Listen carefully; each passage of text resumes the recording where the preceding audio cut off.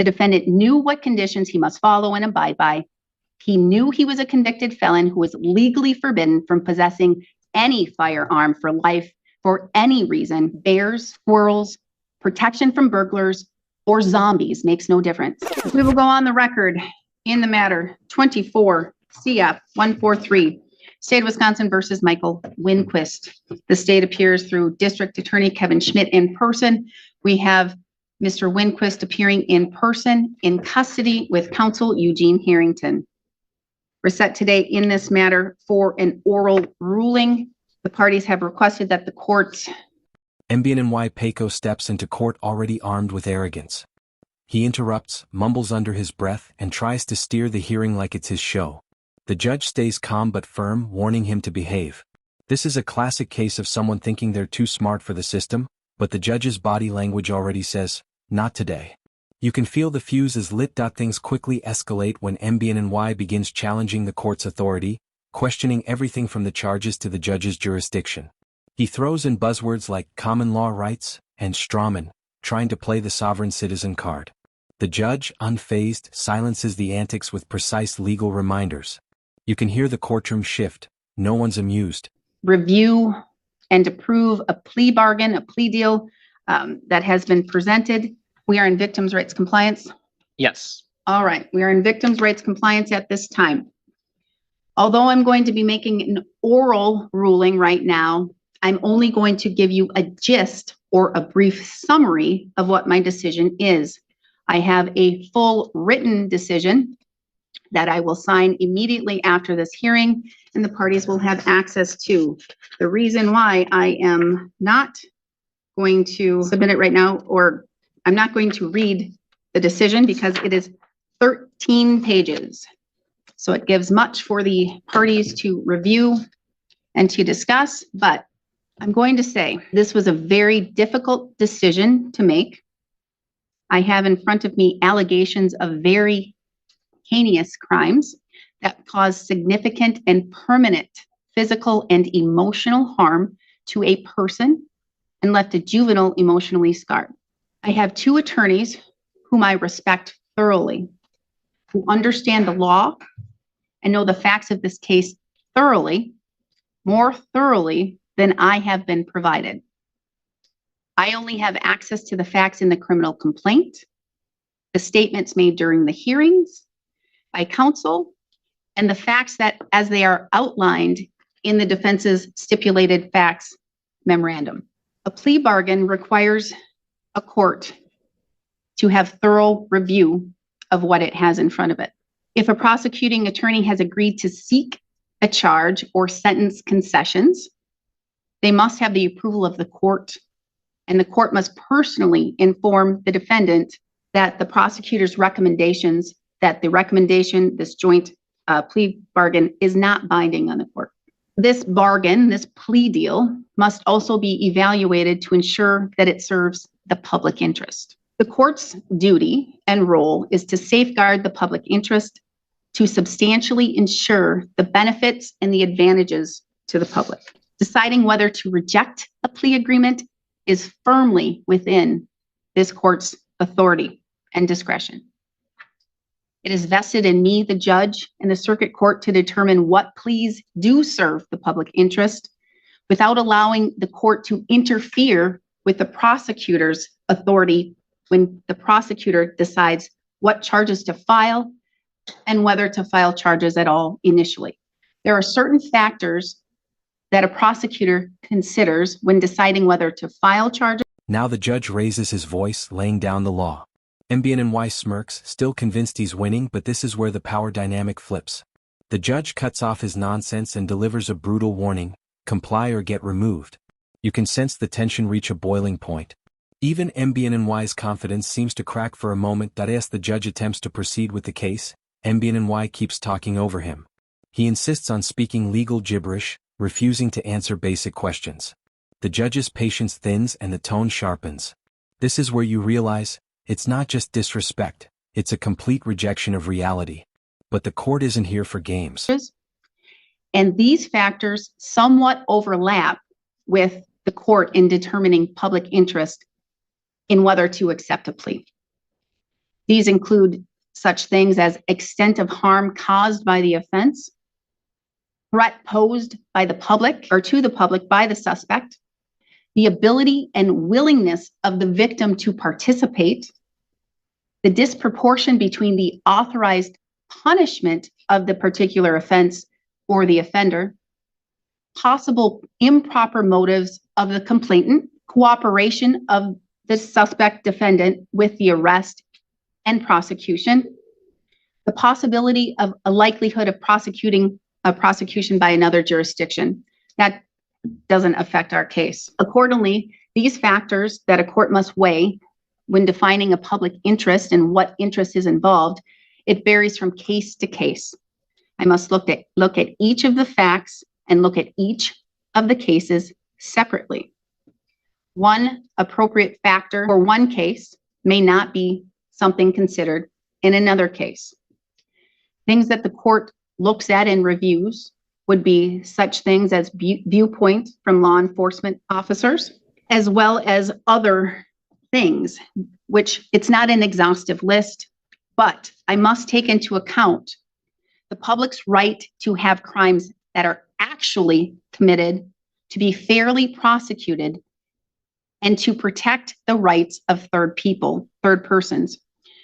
The court must evaluate the defense attorney's reasoning and arguments and recommendations and balance that with the public interest and with the prosecutor's arguments to seek a fair prosecution. Other components of a public interest that the court must consider include whether the defendant has voluntarily and intelligently entered into a plea agreement, plea bargain, whether a factual basis exists for a guilty plea, the general public's perception that crimes should be prosecuted, the interests of the victims, the court's ability to dispose of a case in a manner to commiserate with the seriousness of the criminal charges, and the character and the background of the defendant, and the plea's usefulness in securing a legitimate and important prosecutorial interest. It has been observed that there may be situations where the public interest might be better served by having a case tried rather than having it disposed of with a guilty plea. The court has reviewed the facts of this case, the information, the complaint, the transcript for the preliminary hearing, the defendant's admission of facts, and the defendant's memorandum. MBNY now tries to delay the hearing, citing imaginary laws and demanding paperwork that doesn't exist. The judge snaps back with clarity, "This is not a debate. This is a legal proceeding." The audience behind him starts reacting subtly, a smirk here, a head shake there. They know this isn't going to end well. Now things take a sharp turn. MBNY is held in contempt. The judge orders deputies to stand by, making it clear, any more disruptions and he's out. For a split second, MBNY's bravado falters. His voice drops. The courtroom is silent, like everyone's holding their breath for what's next. The judge gives him one final chance. Regarding the public interest of the plea, I've also heard very thorough, thought-out arguments by both attorneys and an impactful statement by the victim. The court wrestles with the notion of accepting a plea in totem. That means to accept the plea as it is fully presented to the court as a complete agreement. Standing alone, the amendment to count one may likely be appropriate and would meet the public interest consideration. The rest of the plea agreement causes skepticism and trepidation. The court has a responsibility under case law and its higher courts to reject a plea agreement that does not serve the public interest as a whole and not simply in parts. The plea agreement as extended and when compared to the allegations of the criminal conduct with the facts available to the court gives the court apprehension. What jumps out in the record is the nature of the facts within the criminal complaint and the preliminary hearing transcript regarding the specific allegations of the defendant's criminal thinking. His blatant, utter disregard for public safety, in addition to his complete and total disrespect for the law. There are situations, again, where the public interest is better served to have a case tried rather than accepting a guilty plea and disposing of a case if the plea agreement as a whole is not appropriate and does not meet the public interest. The essence of this case remain. The defendant was not legally allowed to consume alcohol due to being on active probation with an absolute sobriety condition. He frequently binges on alcoholic beverages and is often intoxicated. He cannot legally own or possess any firearm because he is a convicted felon. He either has been diagnosed with or shows symptoms of PTSD from his military service and other life traumas, and did not seek therapeutic or other medical services to address it. He is aware of, or should be aware of, his history of experiencing a sleepy, dream-like state, which is unpredictable and has violent outbursts upon sudden awakening. And worst of all, he unlawfully keeps a loaded firearm next to his bed, and throughout the house has multiple other firearms stashed away. And he is fully aware of all of the above. The defendant's knowledge of the above, combined with the defendant's intentional conduct and behavior of disregarding the law and violating probation conditions, not only puts the community at risk, but also creates a safety hazard with the potential for a significant probability of death or injury to himself or others. Taking all into account, combined with the victim's... Instead of backing down, MBNY ramps it up. He yells, accuses the court of fraud, and refuses to even acknowledge his legal name. The judge motions to the bailiffs. Enough is enough. MBNY is escorted out, still shouting legal nonsense. The courtroom is done with the circus, and so is the judge. Outside the courtroom, MBNY continues yelling about justice and law, but no one's listening. The camera catches people shaking their heads, some even laughing at the absurdity. Meanwhile, the judge resets the tone in the courtroom. Back to order.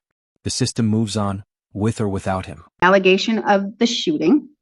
The court is concerned that accepting the plea deal as it has been extended would convey an undesirable message to the public, suggesting that the conduct is not as horrific and gruesome as it may have been. The plea would lack the deterrent effect needed to prevent others from engaging in similar serious criminal conduct and behavior. The court need not accept the plea offer as presented unless the court is convinced that the state and the defense with certain facts exist. If the district attorney is publicly stating that the state cannot prove in a court of law beyond reasonable doubt that an impartial and unbiased jury of the defendant's peers would find the defendant engaged in allegations related with each, and I am specifically stating each charged account or any associated subsequent or lesser offense, that would be one thing. However, with this case, the attorneys are simply informing the court that considering the facts and the evidence, count 1, first-degree intentional homicide as an attempt, is not the accurate charge, as the evidence points to a lesser included charge, and a more appropriate charge would be, as the parties have agreed, second-degree reckless endangering the safety with use of a dangerous weapon modifier. And that may be accurate and true. The court notes that as the facts are outlined in the case, the modifier is, for the most part, meaningless and does not increase penalties, sanctions, or otherwise. Additionally, as part of the plea bargain, the defendant would plead guilty to only 1 count of felon in possession of a firearm. The remaining 6 Class G felonies for a felon possessing a firearm would be dismissed and read in, along with the other misdemeanor count for operating a firearm while intoxicated. Again, the attorneys are not telling the court that the other 7 criminal charges cannot be proven beyond a reasonable doubt, only that count 1 is not accurate and it is not the correct criminal charge based upon the facts and the evidence of the case. The maximum possible penalty the defendant would face with the plea deal would be 12.5 years of incarceration and 5 years of extended supervision. Even if the matter proceeds to a trial as it is charged, and if the defendant is found not guilty on count 1 as charged with no lesser includeds, if found guilty on the remaining counts and charges, the defendant would face a maximum possible penalty of 35 years and 9 months of initial incarceration with 35 years of extended supervision. This is a significant reduction in the incarceration length hanging over. We return to the case, now quieter, clearer, and focused. The judge explains the charges, outlines what just happened, and makes it clear, behavior like MBNNYs won't be tolerated. This moment is powerful. It's a reminder that the courtroom is a place of law, not performance. The final moments seal the lesson. The judge addresses the audience. This is why courtroom decorum matters. He warns future defendants not to follow MBNNY's example. The courtroom nods in quiet agreement. And just like that, the show is over, but the message is loud and clear. The defendant's head. The court is looking at all of the information and the arguments and hearing the impact of the victim and the impact of the juvenile victim. And in viewing the gravity of the offense, if the facts presented to the court are accurate and factual, this case is so serious and so severe that it would depreciate the seriousness of the offense and promote disrespect for the law if the court accepted the plea deal. Further, it would not promote a public interest or be a deterrent factor to others. Even though the defendant is making concessions to plead to a serious charge and is accepting responsibility for some of his conduct and actions, the plea would not have the deterrence effect to prevent others from engaging in similar criminal thinking and a total disrespect of the law and the entire criminal justice system. The defendant was not only on probation at the time of these actions, but was also being monitored by the law enforcement and by probation with certain conditions and mandates. The defendant knew what conditions he must follow and abide by. He knew he was a convicted felon who was legally forbidden from possessing any firearm for life for any reason, no matter the reason or the excuse. Bears, squirrels, protection from burglars, or zombies makes no difference. The defendant is a convicted felon and has no legal right to possess a firearm for life. He intentionally disregarded that prohibition and spat at the legal system, believing he was above the law and could do what he wanted as he wanted. What happened that day was one of the most serious crimes that could have happened in a situation like this. The only worse outcome would be if the victim had died. Even though the defendant accepts the offered plea deal and admits to guilt, or would admit to guilt, thus eliminating the need for a trial, that is not a decisive factor. The impact on the victim must be viewed as well. The victim in this case is not opposed to a trial. Even if the defendant can prepay $10,000 or more in cash towards restitution, or could pay all of the restitution off at once to the victim, it is not a conclusive factor for the court or the victim.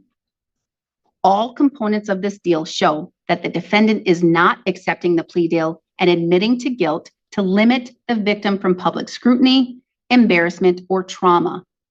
Rather, the defendant is accepting this plea deal and would be admitting to guilt for his benefit and gain, the reduction of incarceration exposure.